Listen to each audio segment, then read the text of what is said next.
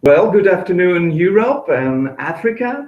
Good evening and good night, Asia. And good morning, America or Americas. And welcome to the first session of this live session of our MOOC on Oriental beliefs. We are very happy to be here to discuss with you about certain that were at stake during this course.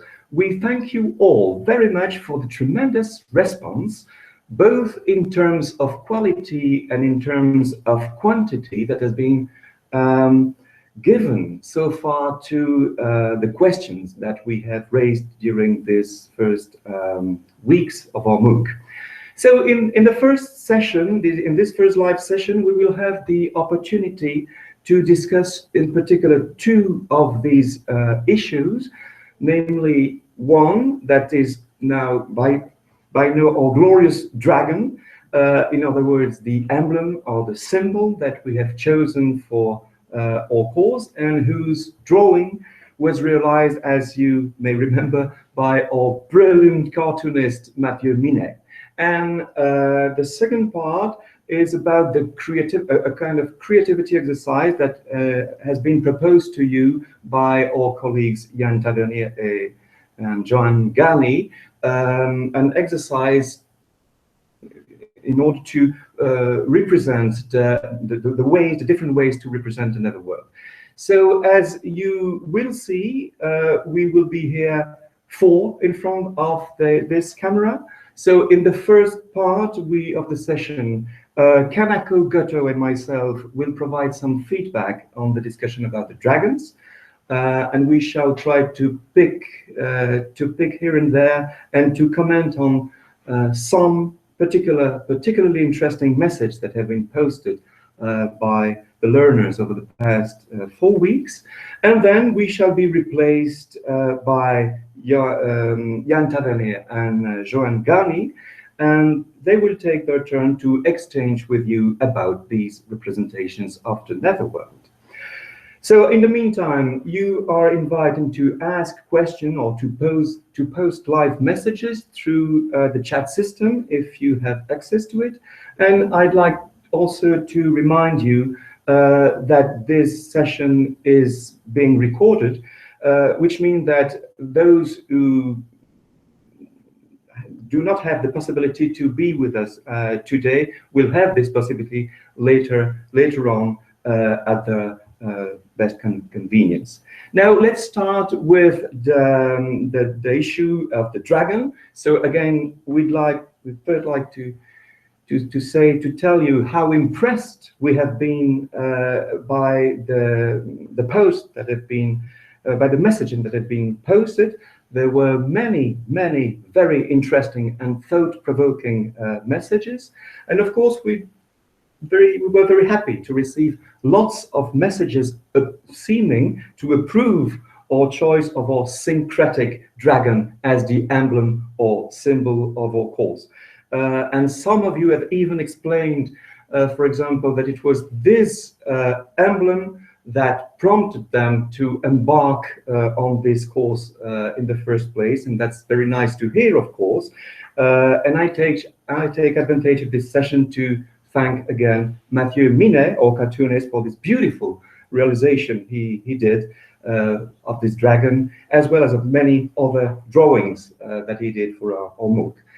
For my part, I have appreciated very much a post by, I suppose it's a pseudo, Stephen Mack, which very nicely managed to link the dragon issue with that other famous issue by now, namely the Euler's diagram, which, as you will surely remember, purports to show the respective positions of belief, truth, and knowledge. You remember that, of course, I suppose. But I will just quote here from Stephen Mack's message. So I quote, "I think the invitation to comment on the dragon's diversity is a great example of belief, truth, and knowledge, as in some cultures, the dragon is revered as a wise creature. In other, it is a protector, and in others, an aggressive creature to be feared and destroyed. What we believe about the creature becomes our truth on the basis and the basis of our response to it based on our acquired knowledge of it. That's very subtle, very fine. So it's a very fine observation. And it's also one of these messages that gave us actually the idea of mixing the two images, that of the dragon and that of Euler's diagram, as you may remember, as Mathieu, the cartoonist, did with a great art again in a drawing he posted some time ago on our Facebook page. Regarding the multicultural approach as symbolized by a dragon, I'd like to read also some lines from another message, this time by another pseudo, obviously, Rona Liggett, and with the heading Dragon Diversity. Thus, after having recalled her American background culture and made very interesting references to stories of dragons as they are known in nowadays America, Rona explains, I quote, "Even though I personally don't have a dragon history, I'm indeed fascinated by the human trait to symbolize ideas and beliefs and how symbols are used to transmit values and knowledge in a culture. I'm enjoying the choice of this shared symbol and what it means, and I'm especially enjoying sharing it with..." That's great. So evidently there would be many other messages of this kind to quote, but we have only a limited space of time here.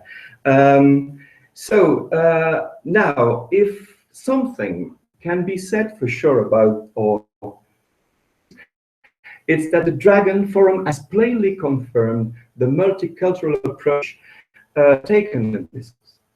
We really have had, as you have yourselves observed, dozens and dozens of posts illustrating the importance of the dragon from time immemorial and almost in every part of the world. And what's also very nice to observe is that these messages have been posted by people who live actually in very different parts of the world and in very great diversity of regions and nations. So without any kind of pretension at exhaustivity, our Dragon Forum, I think, has enabled us to discover an impressive gallery of dragons or dragon-like creatures. We have met, for example, with primeval creatures such as the Mesopotamian goddess Tiamat, or else the Greek Drakon or Python, that is the earth dragon of the holy site in Delphi in Greece. We have encountered many dragons also in Peru, in the Iranian Shahnameh, in the Chinese zodiac, in the Book of Job, in the Buddhist Nagas, and even in the old Hungarian lore, just to take some examples. We've seen several forms and versions of the well-known story of Saint George the Dragon, of course. And to sum up, we have discussed about dragons in literature, in paintings, in sculptures, in comics, temples, in movies, and of course in games such as the very famous and mythical game Dungeons and Dragons, for example. I can't resist this possibility I have now to read about one other post. I quote, "Dragons are fifth-dimensional energetic beings who may be used as guides or gurus." 5 dimensions, yes. This is really blowing your mind, isn't it? An interesting discussion was initiated by Sue Gardner regarding dragons on national flags. So she started the discussion by mentioning Wales, where she lives, obviously, but another message was quickly sent afterwards about the dragon on the flag of Bhutan, and then another one about the dragon on the flag of Malta. So we have here quite clearly different regions of the world, and obviously quite different symbols of dragons, to be sure. But the very fact that we have countries, or probably more countries, having the dragon as the symbol, or the symbol on their flags, is really telling. I would think of the importance of the dragon as a symbol. Now, as was expected, a great number of messages were concerned with the difference between, so to speak, Western dragons, usually depicted as violent creatures coming from hell, and which heroes such as Saint George, for example, need to vanquish, and on the other hand, Eastern dragons, which are generally depicted and seen and represented with much more favorable eyes. So I shall restrict myself to mention just one, but quite interesting personal observation about this East versus West dichotomy, so to speak. This is a message that was posted some time ago by someone called Viv Bott. I quote, being from the UK, I was brought up with stories of dragons as fearful creatures. St. George, England's patron saint, defeats a dragon. They burn down villages and steal away princesses and are then slain by gallant princes to win their hand.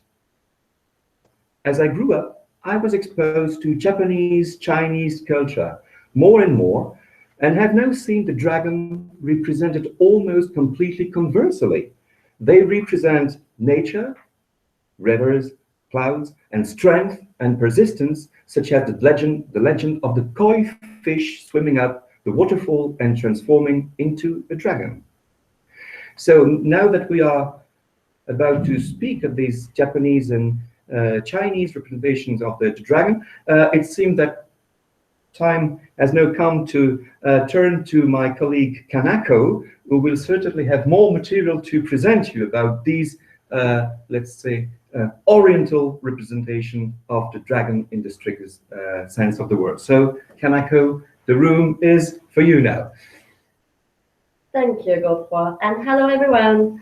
Now I will present to you a short resume of the features of dragons in China and in Japan. The dragon, Asian version of dragon. In these two Asian countries, a dragon is always represented as a great and huge, intelligent, powerful, and pure creature. It is linked to several natural elements, particularly to water. Thus, a dragon is believed to protect a clear river water, to give rain, to control storm, flood, and weather in general. As many of our learners mentioned it on the forum, the climate condition is something human beings cannot control, even now. So the people wish it the divinity linked to water to protect us from natural disasters. In China, a dragon is also a symbol of the emperor and a respectable personality, such as a lord, a chief, and someone having courage and elegance. A dragon is not linked to the emperor, and it is mainly considered as a god of water. It is a protecting god for fishermen, brings rain to fields. On the entrance, near the entrance of Shinto sanctuary and Buddhism temple, a beautiful dragon's fountain welcomes you and invites you, purifying your hands and your spirit. There is a well-known expression coming from Chinese ancient text that says, do not touch, reverse scale of a dragon.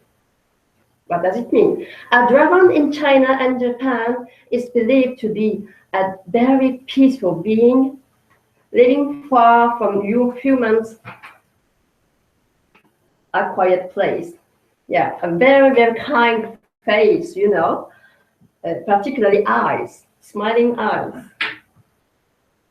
And the dragon is believed to have 81 scales in total, protecting its body. And only one scale is supposed to be in a reversed sense. And this special scale is situated here, right here, just below chin. And if someone touches this reversed scale, this kind and peaceful dragon gets very, very angry, and it kills you. Yes, this is the end of the world. So this expression means that do not humiliate a respectable person. And if you do so, you will lose everything. Another interesting point regarding dragons' interpretation is the globalization. We recognize that Western dragons and Eastern ones are not separated ones from others as we thought or we believed before. For example, our learners mentioned the song of The Magic Dragon Lives Near the Sea. In this song, a dragon is the friend of a little boy, and the dragon is perhaps the connotation for attractive character of Marifana. There are some Western novels and movies in which dragons are represented with a more and more positive image. For example, in Never Ending Story, published in 1979, fantastic German novel of Michael Ende, a white dragon becomes the best friend of the little boy and guides him to an amazing adventure. So I think Godfrey wants to add something. Well, yes, just a final word perhaps about the dragons. It is a personal observation. So we have had many posts about many kinds of dragon. It seems to me, if I remember well, that there was no post about one very famous dragon, a heavenly dragon, very important and very powerful, since it's a dragon able to swallow the moon and the sun. It's the dragon of the solar eclipses and the lunar eclipses, as was explained in the video by Jean Lapierre on the eclipses. Now I think it's time to leave the room to our two colleagues, Joanne Garnier and Jan Tavernier, who will give you some feedback and discuss with you about the representation of the netherworld. So I don't know who is speaking first. I think Joanne will start. Joanne, it's up to you. Hello, everybody. We are very glad to be here to discuss with you some representations of the two entities on the netherworld, Khumut Tabal, the boatman, and Bidou, the gatekeeper. Firstly, we really want to thank the students called, I don't know your name, sorry, for posting the fabulous drawings of Bidou and Khumut Tabal on the forum. It's very interesting to see that you prefer to draw colorful characters. Indeed, why not considering an afterlife more fun and joyful than dark and sad? So for the others, if you don't see what pictures I'm talking about, you can see on the forum the beautiful drawings of these students. For me, I think it could be a little bit scary to meet a boatman like this because I especially like the hands with claws of Khumut Tabal that you draw.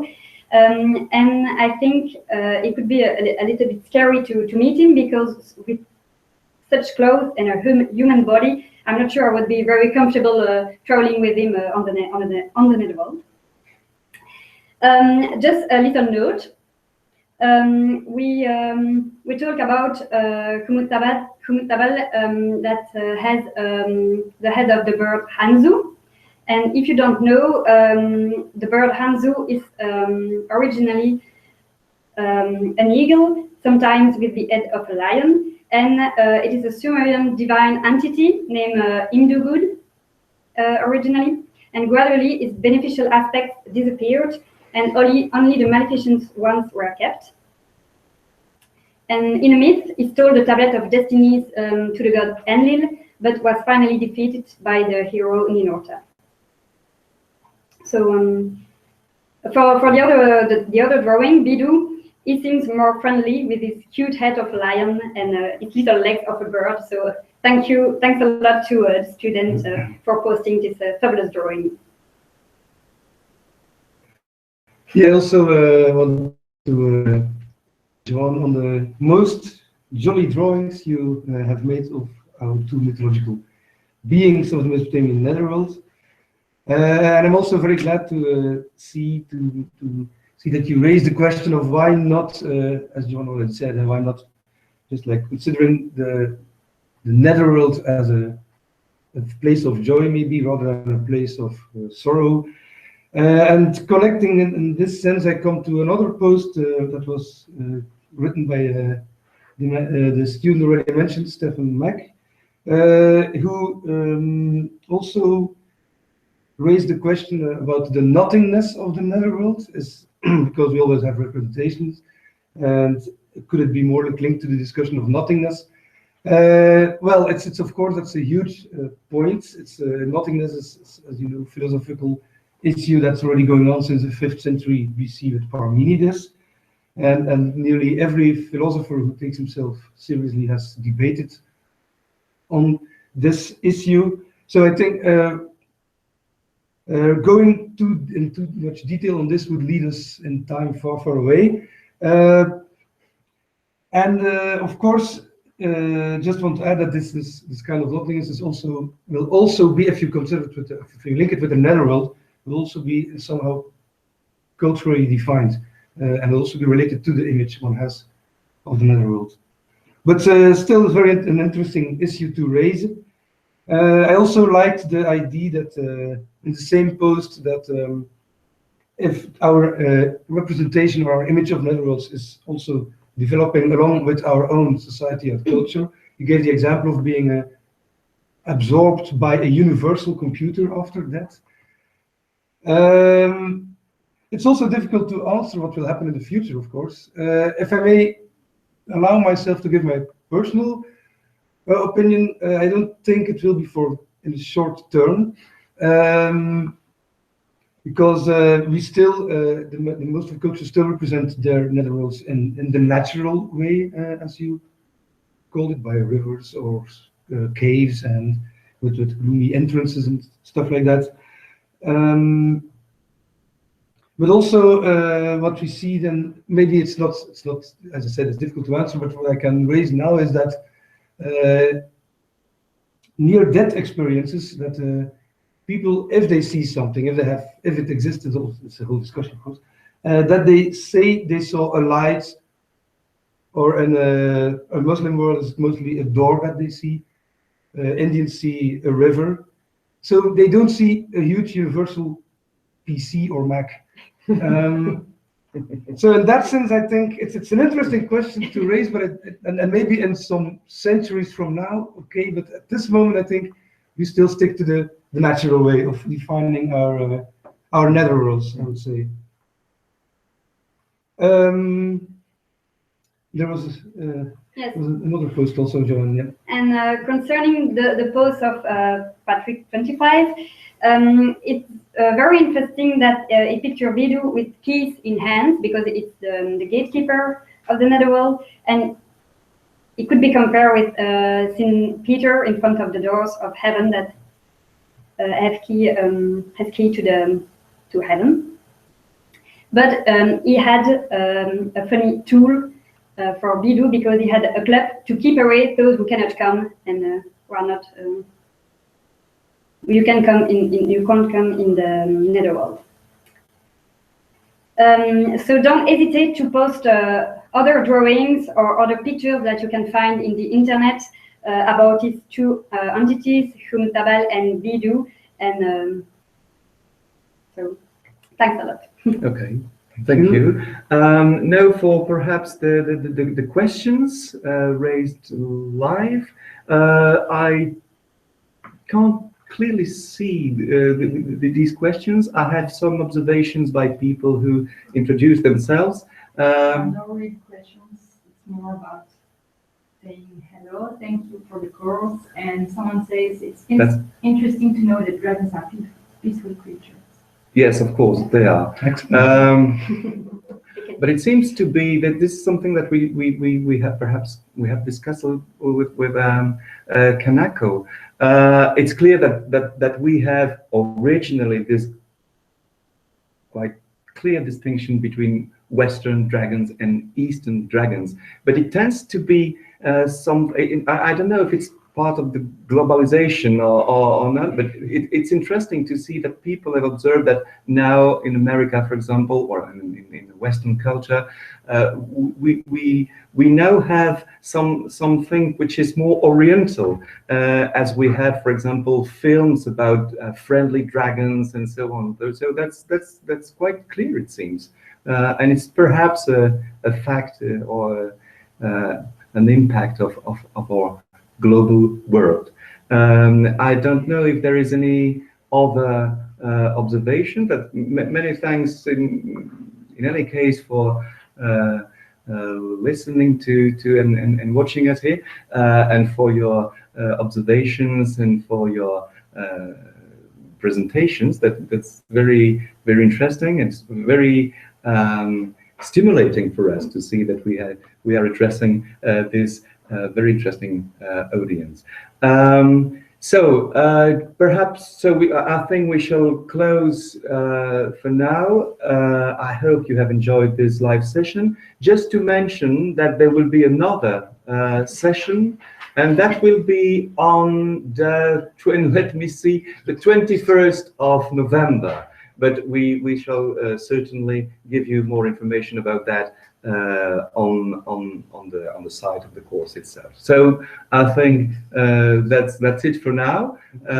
Thank you very much to you all, and see you next time, perhaps. And don't continue to post your questions and stuff like that on the discussion forum. Eh? We're always available to reply on these questions. Yes. It's not only live sessions. Okay. Bye bye. Thank you. Bye bye. Bye. Cheers.